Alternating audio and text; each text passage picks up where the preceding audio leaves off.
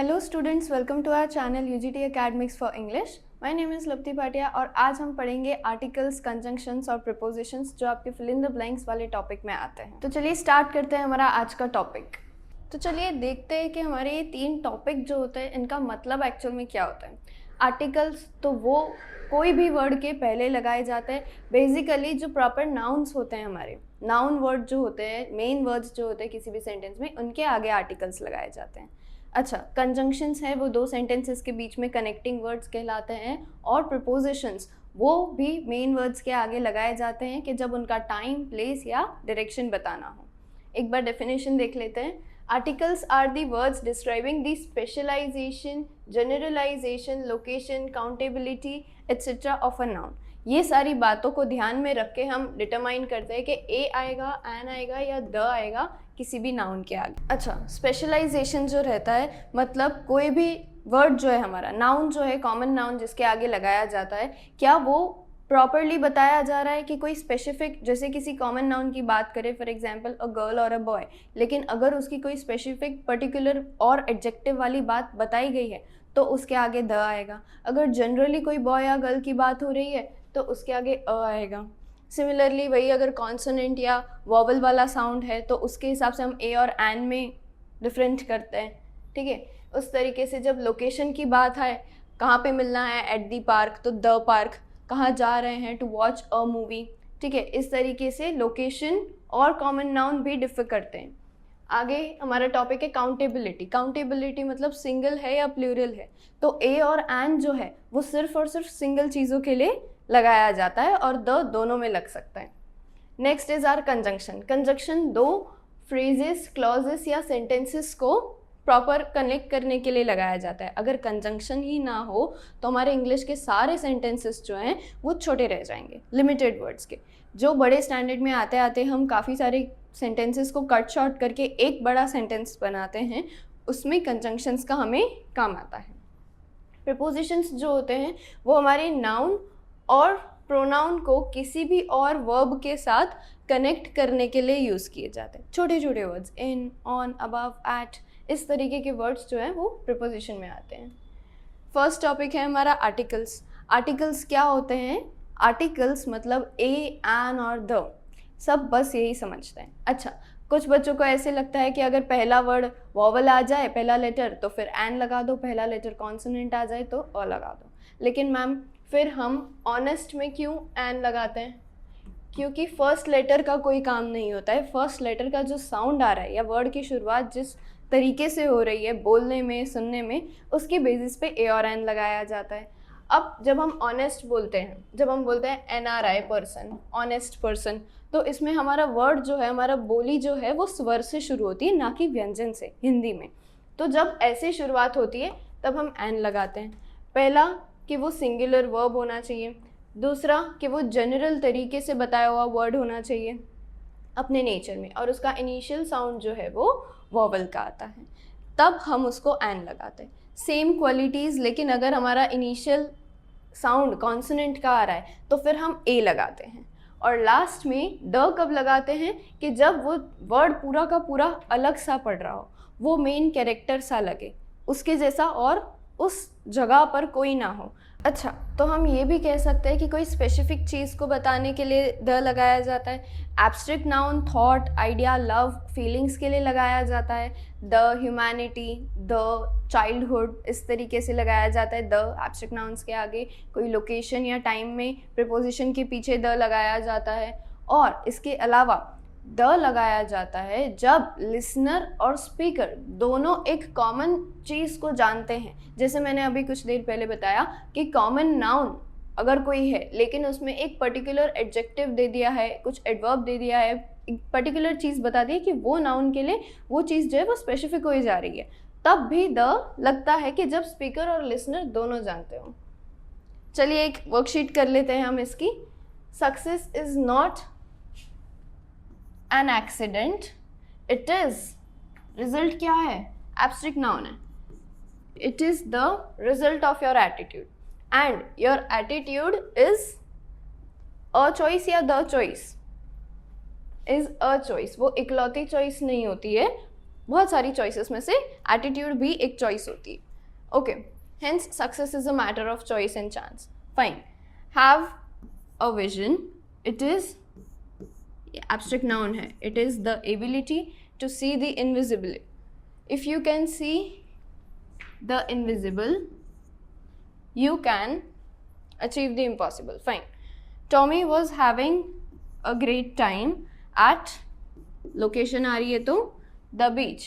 He built a sand castle. क्यों यहाँ पे द नहीं लगाया? क्योंकि और भी काफ़ी लोगों ने बनाया होगा. ये कोई एक ही चीज़ नहीं है, पर्टिकुलर स्पेसिफिक चीज़ नहीं है. Played in the waves.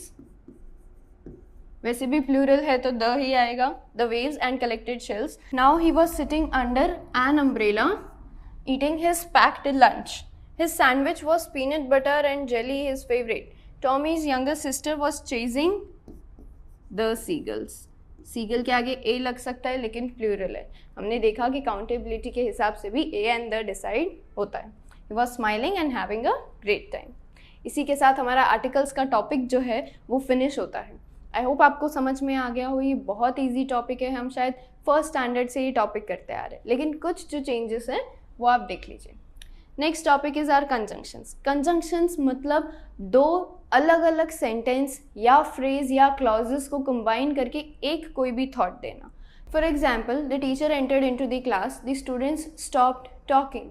इसमें हम क्या लगा सकते हैं? अगर हम एंड भी लगा सकते हैं, हम व्हेन भी लगा सकते हैं, एज सुन एज भी लगा सकते हैं. तो ये सारे सेंटेंसेस क्या हैं? दो अलग अलग सेंटेंस को कंबाइन करने के कंजंक्शंस हैं. Words which join two phrases, clauses और सेंटेंसेस. अच्छा, फ्रेज, क्लॉज, सेंटेंस क्या होता है? फ्रेज मतलब किसी भी तरह के दो या दो से ज़्यादा शब्द को एक साथ जब लिखते हैं तो वो एक फ्रेज बन जाता है. अच्छा, क्लॉजेस और फ्रेजेस में क्या फ़र्क है? तो क्लॉज में एक सब्जेक्ट और वर्ब होना ज़रूरी है. फ्रेज में ऐसा कोई कंपल्शन नहीं होता. कोई भी टाइप का दो या तीन वर्ड्स का ग्रुप या दो से ज़्यादा वर्ड्स का ग्रुप जो होता है उसे फ्रेज कहते हैं. सिमिलरली, दो या दो से ज़्यादा वर्ड्स का ग्रुप जिसमें एक करने वाला और एक काम ये हो उसको क्लॉजेस बोलते हैं. और सेंटेंस जो होता है वो एक मीनिंगफुल फ्रेज कह सकते हैं हम उसको. उसमें क्लॉज होना ज़रूरी नहीं होता है, लेकिन उसको हम एक मीनिंगफुल फ्रेज कह सकते हैं. To get a combined thought of the two मतलब दो फ्रेज या क्लॉज जो भी है उनका एक कंबाइंड थॉट मिलने के लिए हम कंजंक्शंस का यूज़ करते हैं. बिना कंजंक्शंस के हमारे इंग्लिश में लॉन्ग सेंटेंसेस होते ही नहीं, कभी भी नहीं होते. हम छोटे सेंटेंसेस में ही बहुत सारे सेंटेंस लगा कर बात करते हैं. दीज क्रिएट अ कनेक्शन देते हैं, रीज़न देते हैं और ऑप्शन भी देते हैं हमको. किस चीज़ का ऑप्शन? जो दो हमारे क्लॉजेस हैं, फ्रेजेस हैं, उनमें या तो हमें कनेक्शन करके देते हैं या फिर रीज़न देते हैं कि पहला वाला हुआ तब दूसरा वाला हुआ, या फिर ऑप्शन दे देते हैं कि या तो ये या तो वो. हमारे दो टाइप के कंजंक्शंस रहते हैं. एक कोऑर्डिनेटिंग और एक subordinating.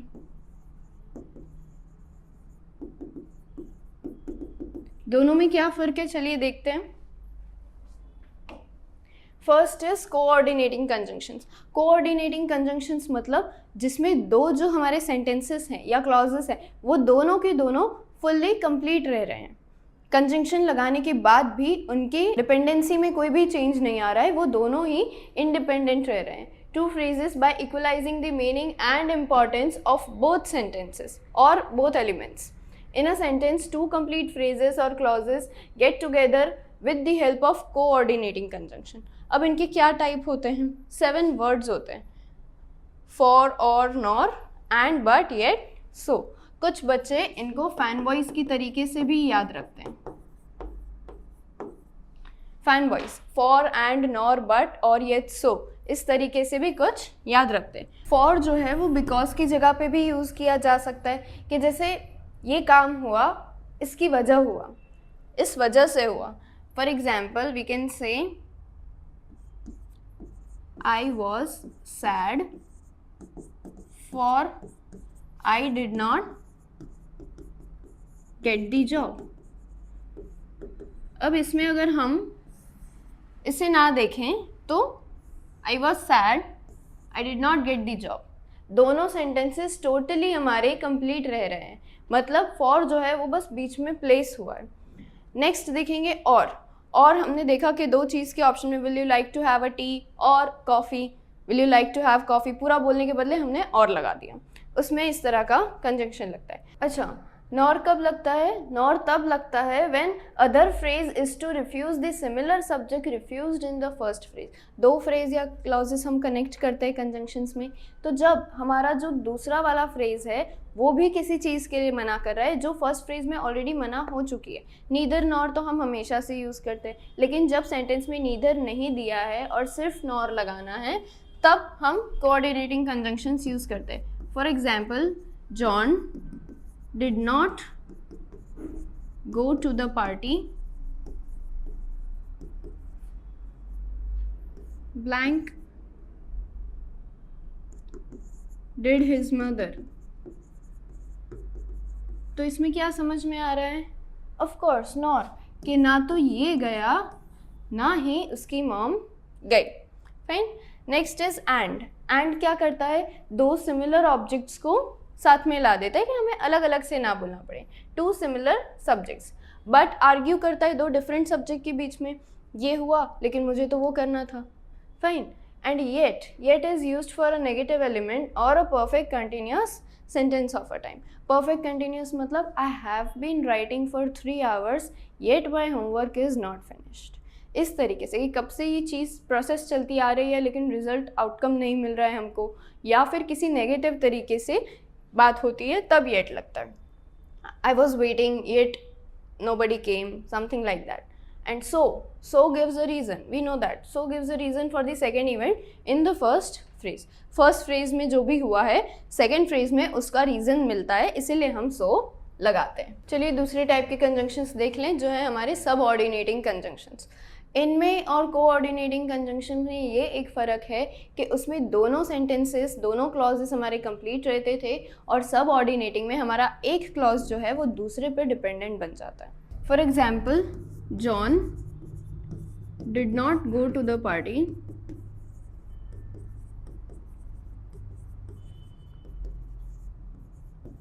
Because his mother didn't.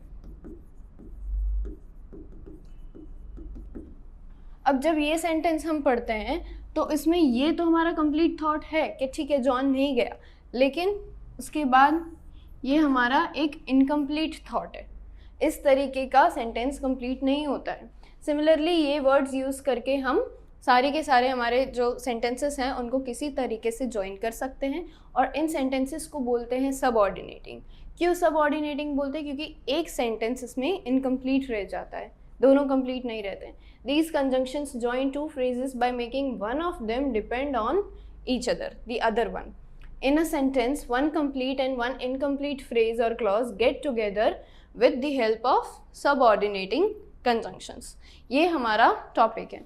ये सब वर्ड्स आप नोट डाउन कर लीजिए, और आप ये कर सकते हैं कि आपकी बुक में से या फिर अलग से, लेकिन इन सब वर्ड्स को यूज़ करके आप एक सेंटेंस बना सकते हैं जिसमें इन वर्ड्स के साथ आप एक डिपेंडेंट क्लॉज रखेंगे, मतलब इनकम्प्लीट वाला आइडिया रखेंगे, और उसके पीछे जो मेन इवेंट है उसका कंप्लीट थॉट रखेंगे। Okay, next. तो आगे बढ़ने से पहले मैं आपको एक इन्फॉर्मेशन देना चाहती हूँ कि अगर आप 10th GSEB में हैं और अपने बोर्ड एग्जाम की प्रिपरेशन अच्छे से करना चाहते हैं तो हमने आपके लिए कोर्स लॉन्च किया है जिसका नाम है वॉरियर बैच। इसमें हम आपको पढ़ाएंगे 2 सब्जेक्ट, मैथ्स और सोशल साइंस। इसमें आपको प्रोवाइड किया जाएगा लाइव लेक्चर्स, उसके साथ साथ रिकॉर्डेड लेक्चर्स भी, फिर previous year question paper solution, regular test conduct कराए जाएंगे, और आप हमको ऐप में मैसेज करके अपने डाउट्स कभी भी क्लियर कर सकते हैं।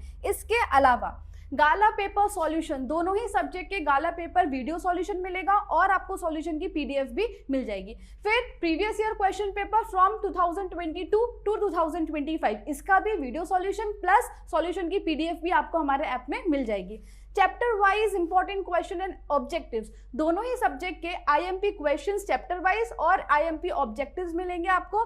Then text book exercise solution social science, maths की जो टेक्स्ट बुक एक्सरसाइज है उसका तो आपको यूट्यूब पर मिल ही रहा है, लेकिन सोशल साइंस में भी जो टेक्स्ट बुक की एक्सरसाइज है उसका सॉल्यूशन भी आपको ऐप में मिल जाएगा। Chapters wise hand written note, social science में जो सारे चैप्टर्स हैं उन सबके हैंड रिटन नोट्स की पीडीएफ आपको मिल जाएगी। Introduction plus exercise solution PDF, maths में आपको जितने भी चैप्टर्स हैं उनका इंट्रोडक्शन और सारे एक्सरसाइज की सॉल्यूशन की पीडीएफ, ये सारी चीजें हम हमारे ऐप में प्रोवाइड करेंगे आपको। हमारे ऐप का नाम है यूजीटी, जो प्ले स्टोर पर अवेलेबल है, और अगर आप ऐप स्टोर से डाउनलोड करना चाहते हैं तो इसका नाम है माई इंस्टीट्यूट। तो आज ही हमारे ऐप को डाउनलोड कीजिए और कोर्स परचेज कीजिए। All the best. चलिए एक्सरसाइज देख लेते हैं। Amrit arrived at home at 8 and then she called her sister. Then she called her sister, ये दोनों सेंटेंस जो है इसमें ऐसा कुछ भी नहीं है कि एक दूसरे पे डिपेंड करना है। हम बीच में यहाँ पे एंड लगा सकते हैं। कोऑर्डिनेटिंग कंजंक्शन जो है हमारा, Amrit arrived at home and then she called her sister, और फिर उसने ओके या फिर इसको अगर हमें सबऑर्डिनेटिंग में लगाना है तो हम लिख सकते हैं when Amrit arrived at home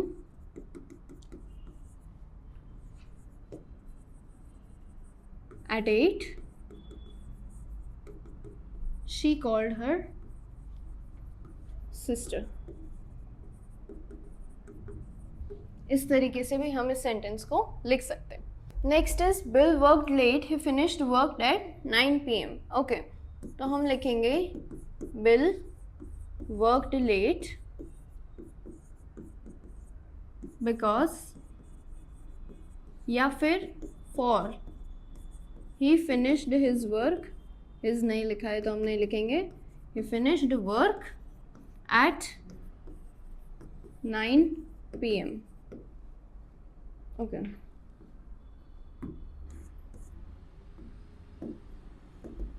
at 9 PM. Fine.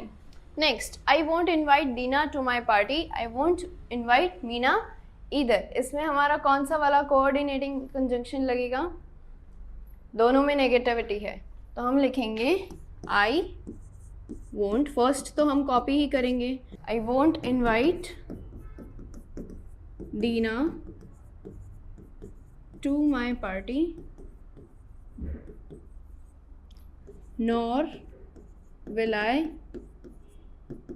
invite Meena, nor will I invite Meena। Fine, तो नॉर से क्या हो गया हमारा ये सेंटेंस कोऑर्डिनेटिंग कंजंक्शन से जॉइंट हो गया। Pal studied a lot, she got a very low grade।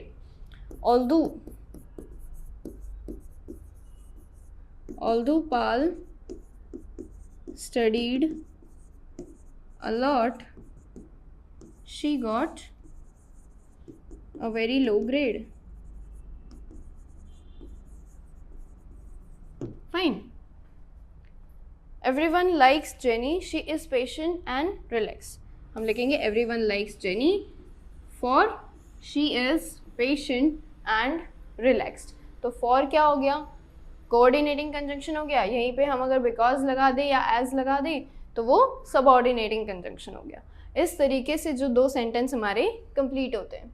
I hope आपको इसमें कोई डाउट नहीं होगा। और next topic is prepositions.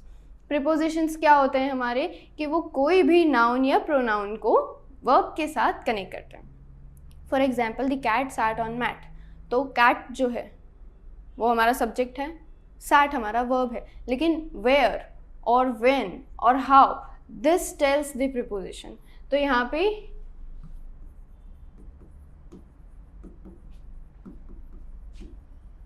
Subject verb where here, ठीक है। तो ये क्या बन गया हमारा, प्रीपोजिशन बन गया। कौन सा प्रीपोजिशन बन गया, प्लेस का प्रीपोजिशन बन गया। इस तरह से हम पढ़ेंगे इस टॉपिक को। तो प्रीपोजिशंस जो होते हैं वो ऐसे नाउन या प्रोनाउन को वर्ब के साथ कनेक्ट करने के काम आते हैं। एक रीज़न मिल जाता है, सेंटेंस को थोड़ा सा और स्ट्रेच कर सकते हैं हम। अच्छा, क्या क्या होता है इसमें, 3 टाइप्स ऑफ प्रीपोजिशंस रहते हैं, place, movement and time. Place बताता है इस तरीके से कि कहाँ पे कोई भी सब्जेक्ट जो है वो वर्ब कर रहा है, वर्ब हो रहा है, वो परफॉर्म जो हो रहा है वो कहाँ पर हो रहा है। टाइम मतलब किस वक्त हो रहा है, और मूवमेंट डायरेक्शन किस तरफ हो रहा है, ठीक है। उस तरीके से हम ये 3 टॉपिक्स पढ़ेंगे। The place preposition tells where things are, The moment one says how they are connected, and the time preposition tells us when the things occurred, कब हुई. ठीक है.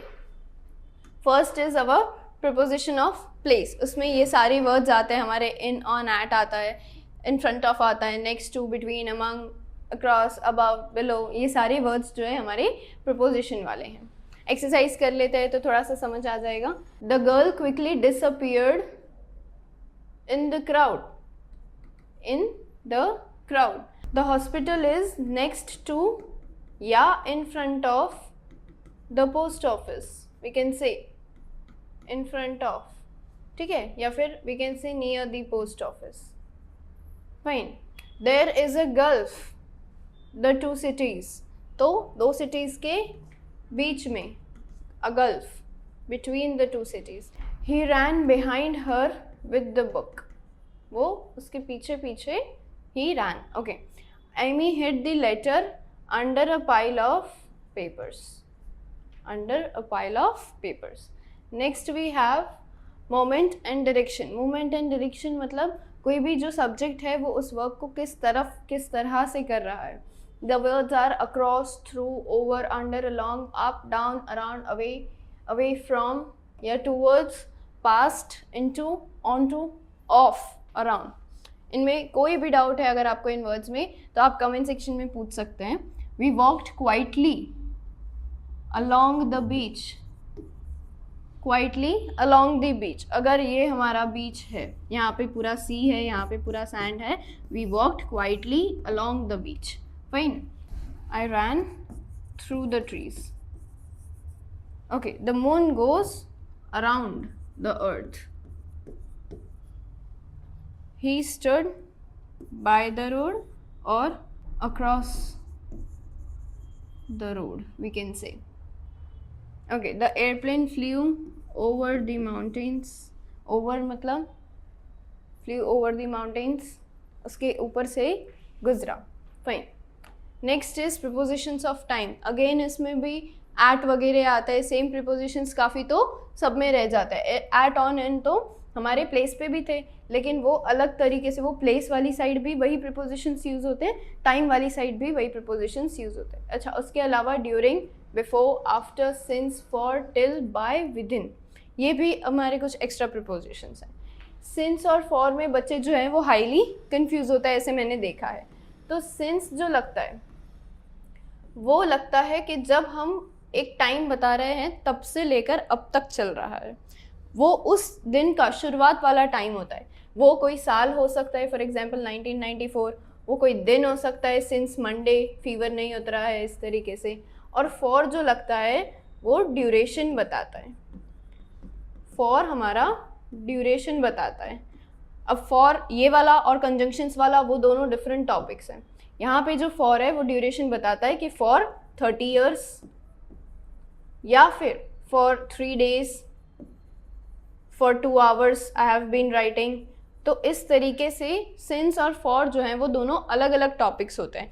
हम उन दोनों को मिक्स नहीं कर सकते हैं. चलिए एक्सरसाइज करते हैं. See you on Monday. This company was the best in India. यहाँ पर क्या लिखा है? This company was the best in India in 2008. ये कंपनी सिर्फ 2008 में ही बेस्ट थी. This company has been the best in India. Has been मतलब तब से अब तक, तो सिंस आएगा. सिंस. इस तरह से हमको पूरा सेंटेंस पढ़ना पड़ेगा. I want the project submitted by Friday, या फिर बिफोर फ्राइडे, या फिर ऑन फ्राइडे. ठीक है. I want the project submitted in 2 days. In 2 days, with in 2 days. ठीक है. इस तरह से हम प्रपोजिशंस को यूज़ करेंगे. आई होप मेरे तीनों टॉपिक्स आपको बहुत अच्छे से समझ में आ गए हों. तो हम ये कंबाइन वर्कशीट कर लेते हैं. आपकी बोर्ड एग्जाम्स में जब क्वेश्चंस आएंगे तो इस तरह से आएंगे. Fill in the blanks with suitable articles, conjunction and preposition. आपको कुछ ऑप्शंस दे रखे होंगे और उनके बेसिस पे आपको ऐसे सेंटेंसेस फिल करने रहेंगे. और एक ही सेंटेंस में 4-5 ब्लैंक दी होगी जिसमें आपको फिल करना रहेगा. Most people are fond of mystery stories, they find an extra pleasure in trying to solve the mystery, ये abstract noun है, along with the investigation. ठीक है. अच्छा, next, January 24, 1984 was a memorable day in Sudha's life. She was back on the stage. Arrangements were made for her dance. Reason मिल रहा है at a big hall in Bombay. In क्या है? Place के लिए लगाया है यहाँ पे. Okay. A great deal has been said and written by the gypsies. As a strange tribe, they excited much curiosity in the people with whom they lived. They hawked about the small articles and sold them in fairs. They attracted a great many people with their magic shows. By their magic shows. At one time, they stole children with a view of training them with by their ways of life. इस तरीके से आपको समझ करके articles, prepositions और conjunctions लगाने हैं. ठीक है. Next, textual worksheet. अभी आपकी टेक्स्ट बुक फर्स्ट स्लाइड से ही लिए हुए सारे एग्जाम्पल्स हैं. Any one could ramble on, ये प्रीपोजिशनल वर्ब होता है हमारा. Any one could ramble on and live big spaces between the words, but the trick was to come up with convincing arguments to prove the necessity of talking. यहाँ पे भी लग सकता था necessity of talking. Fine. On that lovely autumn day, I was accompanied by my daughter Zinani. On the podium, Mr. D. Clark was sworn in as second deputy president. On the day of inauguration, I was overwhelmed with a sense of history. समझ में आ गया? Okay. Next question. During the first time बता रहे हैं हमको. During the first 24 hours, Mitchell was neither hostile nor friendly. The second night, Mitchell came onto my bed. Place preposition. Onto my bed until. हमने book पढ़ी है, हमें सारे words याद हैं. Until the servant brought tea in the morning. Book पढ़ी है, पूरा साल पढ़ी है और ये बुक के ही क्वेश्चंस आते हैं, तो आई डोंट थिंक सो इसमें आपको बिल्कुल भी मार्क्स मिस करने चाहिए. At 12 he was sent away for schooling. अब इस टाइप के जो होते हैं वो कभी कंफ्यूज कर देते हैं आपको. Sent for schooling भी ठीक लग रहा है, तो बीच में क्यों ब्लैंक आया है? प्रीपोजिशनल वर्ब है ये. Sent away for schooling in the Hindu sacred scriptures for 4 years. Since नहीं आएगा. For 4 years later he returned home to marry a princess. हम आर्टिकल्स, कंजंक्शंस, प्रीपोजिशंस में से कोई भी यूज़ कर सकते हैं.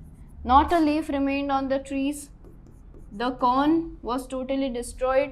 The flowers were gone from the plants. And Lencho's soul was filled with sadness. Fine. इसी के साथ हमारा ये टॉपिक जो है, सबसे इजी टॉपिक जो है हमारा, वो फिनिश होता है. आपको इस तरीके से, और आपको ऑप्शंस भी दिए रहेंगे.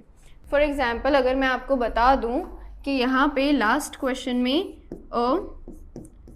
द, विथ, फ्रॉम आएगा. आपको यूजुअली क्वेश्चन में 4 ही ब्लैंक दिए जाते हैं, लेकिन अगर मैं बोलूँ कि कंफ्यूज करने के लिए एक एक्स्ट्रा वर्ड आपको दिया है, बट फिर भी हम इसको अंडरस्टैंड करके और लिख सकते हैं. हमको ऑप्शंस मिले हैं, उसके बाद तो क्या ही बच जाता है. From the plants we can solve our paper very easily. मतलब ये एक ऐसा क्वेश्चन है आपकी बुक में कि जिसमें आपको पूरा 1 मिनट भी नहीं लग सकता. बहुत ईजी ये पूरा टॉपिक है.